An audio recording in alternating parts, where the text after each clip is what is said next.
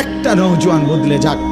সারা দিনের চিৎকার চেঁচামেচির দ্বারা, এই দিবানিশির এই বলার দ্বারা যদি একটি বাচ্চাও, একটা ছেলেও, একটা কিশোর, একটা যুবক, একটা তরুণ, একটি মুসলমানের মা মেয়ে যদি বদলায়, হতে পারে ওই একজনের উসিলায় আল্লাহ আমাদেরকে মাফ করে দিবে।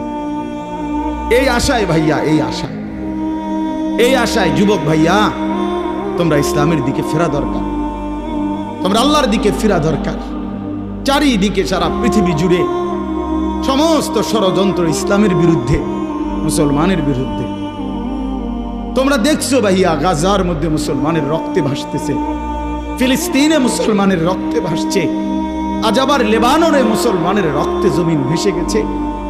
এত রক্ত প্রতিদিন মুসলমানের ঝরছে, এরপরও কেমনে নামাজ না পড়া থাকো, এরপরও কেমনে দুশ্মনের মতো চলাফেরা করো, কার মতো চুল সাজাইলা, কার মতো জামা পরলা, কার মতো নিজেকে পরিচয় দিলা। যেই বেঈমানদের সাথে তোমার চুল, জামা, শরীর, প্যান্ট, কথাবার্তা মিলাইছো, খোদার কসম, ওরা তো প্রতিদিন মুসলমানের রক্তে জমিন ভাসায়।